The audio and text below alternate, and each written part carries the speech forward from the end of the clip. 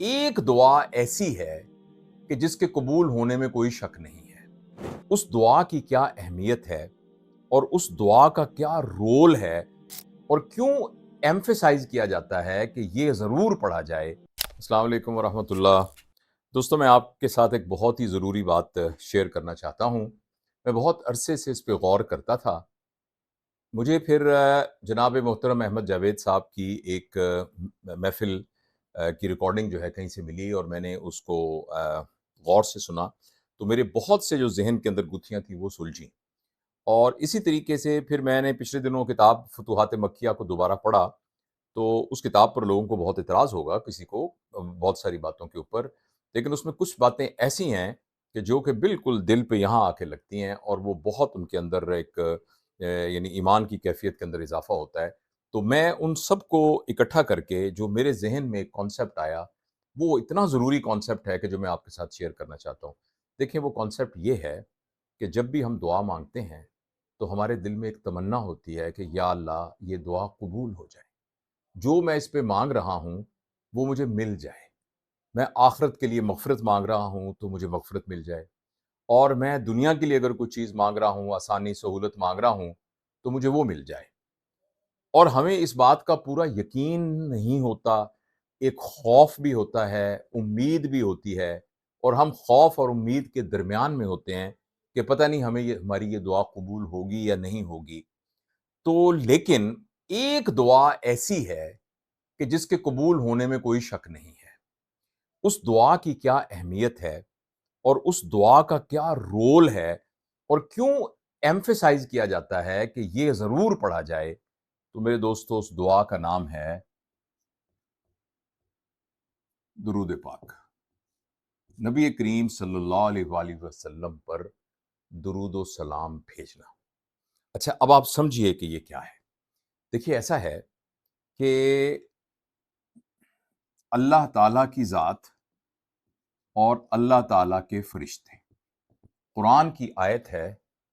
بسم اللہ، بعد اعوذ باللہ من الشیطان الرجیم، ان اللہ و ملائکتہ یصلون علی النبی، کہ اللہ اور اس کے فرشتے نبی کریم صلی اللہ علیہ وسلم پر درود پڑھتے ہیں۔ یا ایھا الذین آمنوا صلوا علیہ وسلموا تسلیما، اے ایمان والو تم بھی نبی کریم صلی اللہ علیہ وسلم پر سلام پڑھو۔ اچھا، اب آپ یہ دیکھیے، یہ اللہ اور اس کے فرشتوں کی طرف سے یہ درود کی کنٹینیوس جیسے ایک لہر ہوتی ہے، ایک ویو ہوتی ہے، یہ کنٹینیوس آ رہی۔ دیکھیے، ہم جب کہتے ہیں نا میں کھانا کھا رہا تھا یا میں کھانا کھا رہا ہوں، تو یہ ایک وقت کے لیے ہوتا ہے، ایک ٹائم کے لیے ہوتا ہے۔ جب میں کھانا کھا رہا ہوں، کچھ عرصے بعد میں کھانا نہیں کھا رہا ہوں گا۔ لیکن جب اللہ تعالیٰ کہتے ہیں نا کہ ان اللہ و ملائکتہ یصلون علی النبی، کہ اللہ اور اس کے فرشتے نبی کریم صلی اللہ علیہ وسلم پر درود بھیجتے ہیں، اس کا کیا مطلب ہے؟ اس کا یہ مطلب نہیں ہے کہ یہ مومنٹیرلی یہ کام ہو رہا ہے، یہ تھوڑی دیر کے لیے ہو رہا ہے، ایسا نہیں، یہ مسلسل ہو رہا ہے۔ اور اللہ کی یہ شان ہے کہ اللہ تعالیٰ ساری کائنات کے سارے معاملات کے ساتھ ساتھ، چونکہ وہ ایبسولوٹ ہے، تو وہ مسلسل ہر وقت اللہ کی طرف سے یہ فلو آ رہا ہے۔ اور اللہ کے فرشتوں، پتہ نہیں کتنے فرشتے ہیں، پتہ نہیں ان کی کیا تعداد ہے، پتہ نہیں کتنے ہیں، اور خود اللہ کی کیا شان ہے، اور یہاں سے مسلسل نبی کریم صلی اللہ علیہ وسلم کی طرف فلو ہو رہا ہے۔ اچھا، یہ ہیں آپ، میں ہوں، آپ ہیں، اور ہم نے بھی درود شریف پڑھنا شروع کر دیا، اللہم صلی علی محمد وعلی آل محمد مبارک وسلم، یا کوئی بھی درود، جزا اللہ عنا محمد ما هو اہلہ، یعنی ایک دعا مانگنی شروع کر دی۔ اب یہ دعا ایکچولی ہم نارملی دعا تو اللہ سے مانگتے ہیں نا، اللہ سے ہی مانگنا ہوتا ہے۔ یہ دعا یہاں سے اس سٹریم کا حصہ بن جاتی ہے، اور جس سٹریم کے اندر اللہ اور اللہ کے فرشتوں کی طرف سے کنٹینوس ایک دعا چل رہی ہے، ہم بھی اس میں شامل ہو گئے، اور حضرت محمد صلی اللہ علیہ وآلہ وسلم کی طرف وہ سلام جا رہا ہے، وہ سلام جا رہا ہے مسلسل، اور سے جا رہا ہے۔ اچھا، اب جب نبی کریم صلی اللہ علیہ وسلم کے پاس کوئی چیز جائے گی تو وہ بھی نبی کریم صلی اللہ علیہ وسلم کی طرف سے واپس اللہ کی طرف آئے گی، وہ بھی تو وہیں سے یہیں آئے گی نا۔ تو اس کا مطلب یہ ہے کہ یہ ایک کنٹینوس مرسی، رحمت، اس کا ایک کنٹینوس فلو ہے، جو ادھر سے جا رہا ہے، ادھر آ رہا ہے، ادھر سے آ رہا ہے، ادھر جا رہا ہے، ادھر جا رہا ہے، یہ کنٹینوس فلو ہے۔ اور میں اور آپ، جو کہ جن کی کوئی حیثیت ہی نہیں ہے، جو کچھ بھی نہیں ہے، وہ اس فلو میں شامل ہو گئے. اور جب وہ اچھا، اور یہ ایک ایسی دعا ہے کہ یہ تو 100% کنفرم ہے کہ قبول ہے. یہ تو اللہ تعالیٰ خود کہہ رہا ہے، تو اللہ تعالیٰ ہی تو قبول کرنے والا ہے. تو میں یہ ذاتی طور پہ سمجھتا ہوں، مجھے کبھی کبھی یہ سمجھ میں آتا تھا کہ اس پوری کائنات میں ایک شخص آئے تو ان کے بارے میں، ان کو سلام کہنے کے بارے میں، ان کو درود کہنے کے بارے میں جو اتنا کہا جا رہا ہے، اتنے کہا جا رہا ہے، تو مجھے یہ بات سمجھ میں آئی کہ بیسیکلی اس کا مقصد یہ ہے کہ یہ ایک اپرچونٹی ہے. نبی کریم صلی اللہ علیہ وسلم پر درود پاک پڑھنا یہ ایک اپرچونٹی ہے. دعا کا قبول ہونا نہ قبول ہونا یہ ایک ضمنی بات ہے. اصل چیز یہ ہے کہ جب ہم درود پاک پڑھتے ہیں تو ہم اس ریلیشن شپ میں، جو اللہ اور اللہ کے نبی کا ریلیشن شپ ہے، اس ریلیشن شپ میں الائن ہو جاتے ہیں. ہم اسی کے اندر الائنمنٹ میں آ جاتے ہیں. ان ادر ورڈ، اس ریلیشن شپ میں الائنمنٹ کا مطلب کیا ہوا کہ ہم بیسیکلی، ہمیں اللہ تعالیٰ کی قربت تھرو نبی کریم صلی اللہ علیہ وسلم نصیب ہو جاتی ہے. اور مرسی کا جو لنک ہے نا سارا، اس مرسی کے لنک کے اندر ہم داخل ہو جاتے ہیں.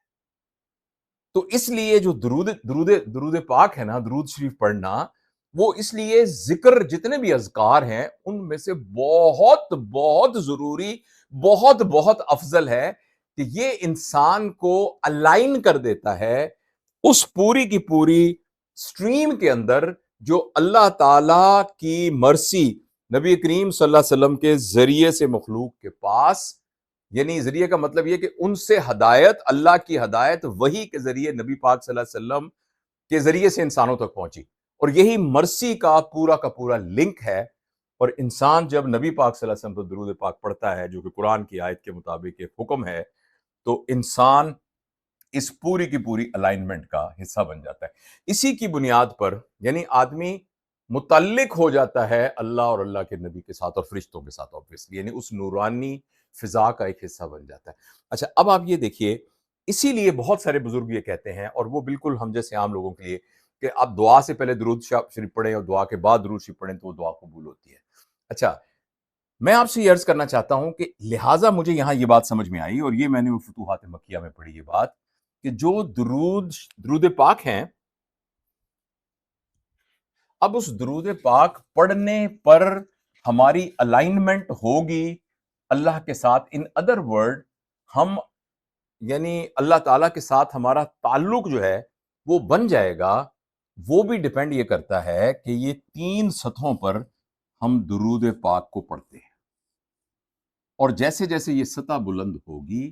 ویسے ویسے درود پاک کی وجہ سے ہماری الائنمنٹ اللہ پاک کے ساتھ اور اس نورانی آرک کے ساتھ، مرسی کی آرک کے ساتھ مل جائے گی، جیسے جیسے اس درود پاک کا لیول ایکسٹینڈ ہوگا. پہلے لیول پر ہے الفاظ، یعنی آپ نے کہا درود پڑھا، اللہم صلی علی محمد و علی محمد کما صلیت علی ابراہیم و علی آل ابراہیم انک حمید مجید، اللہم بارک علی محمد کما بارکت علی ابراہیم و علی آل ابراہیم انک. الفاظ کے مطلب ٹھیک ہے، الفاظ پڑھنے کا بھی ایک اجر ہے، لیکن وہ جو اصل سٹریم ہے وہ آئے گی جب لیول یہاں سے اٹھ کر الفاظ کے ساتھ ساتھ آپ کو اس کا ترجمہ بھی پتا ہے، اور آپ یہ 4 ہیں، اور آپ اس کو ترجمے کو بھی سمجھ رہے ہیں. آپ یہ کہہ رہے ہیں، جب آپ کہہ رہے ہیں تو آپ کو پتا ہے کہ آپ کیا کہہ رہے ہیں، آپ جو کہہ رہے ہیں آپ کا پتہ بھی ہے. اور تیسرا درجہ وہ ہے کہ نہ صرف آپ کو پتا ہے،